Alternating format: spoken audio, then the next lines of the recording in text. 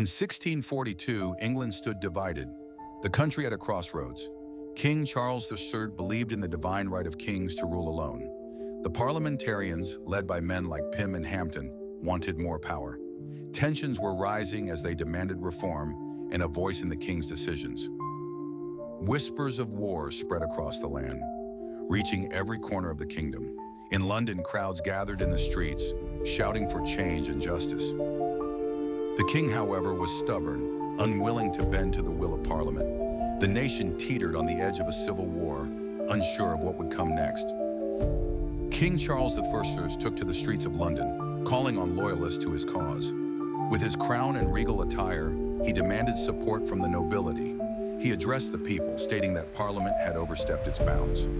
"Do not forget your allegiance to the crown," he declared. But his words fell on many skeptical ears, and some turned their backs. The king's refusal to compromise only deepened the rift with Parliament. Both sides prepared for the conflict they hoped to avoid, but could no longer prevent. The war was coming, and Charles knew that he had to prepare for the worst. The first major clash of the war occurred in October 1642 at Edgehill. Royalist and parliamentary forces met on the battlefield, the air thick with tension.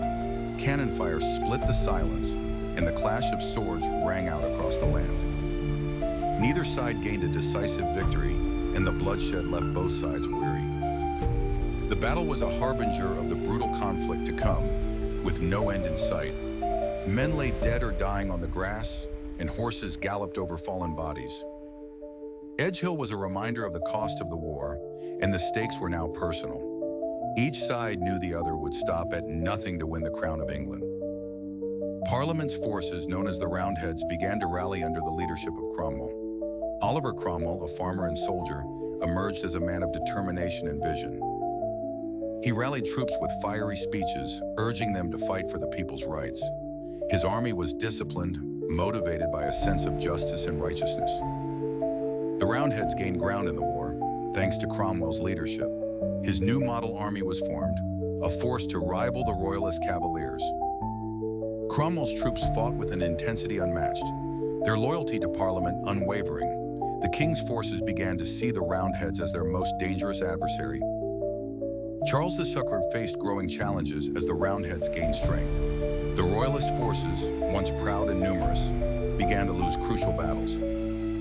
The king's army was plagued by poor strategy and a lack of unity among commanders. Royalist morale began to falter as defeats piled up and resources dwindled. Charles made desperate attempts to rally his troops, but his authority was weakening. His alliances with foreign nations were not enough to turn the tide in his favor. The Roundheads, on the other hand, grew bolder, knowing victory was within reach. The war's momentum shifted, and Charles found himself cornered, with no easy way out. In 1646, the Royalists retreated to Oxford, hoping to regroup and defend the city.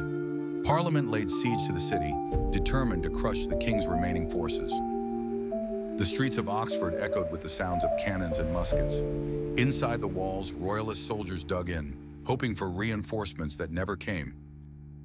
The Roundheads tightened their grip, their siege efforts relentless.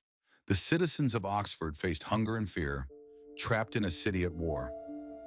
After months of siege, Oxford finally fell, signaling a major blow to the Royalists. King Charles I, now vulnerable, began to consider his next move with growing desperation. After years of fighting, King Charles I made the fateful decision to surrender. He handed himself over to Parliament, seeking protection from further bloodshed. His decision stunned both his supporters and his enemies, signaling the war's turning point. But Parliament was divided. Some wanted mercy, others demanded harsh punishment. Charles, ever the monarch, refused to abdicate, seeking to preserve his royal dignity. He hoped for a negotiated peace, but Parliament had other plans. The king's fate was sealed, and he was imprisoned, waiting for the inevitable trial. The crown had been wrested from his grasp, and England's future was uncertain. In 1649, King Charles I was brought to trial by the High Court of Justice. The court accused him of treason, charging him with crimes against the people.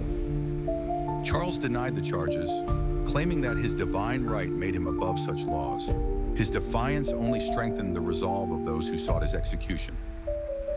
For days, the trial continued as the king's loyalists struggled to defend him. But Parliament's resolve was unshakable, and they condemned the king to death. On a cold January morning, Charles was led to the scaffold to face his fate. His execution marked the end of an era, and England's monarchy was shattered forever.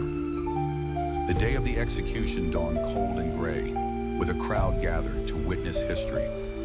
King Charles I, dressed in a simple executioner's shirt, walked to the scaffold. He addressed the crowd with dignity, declaring that he was not guilty of the charges. The executioner raised the axe, and with one swift stroke, Charles was no more. If you like it, please like and subscribe to the channel to receive all that is new.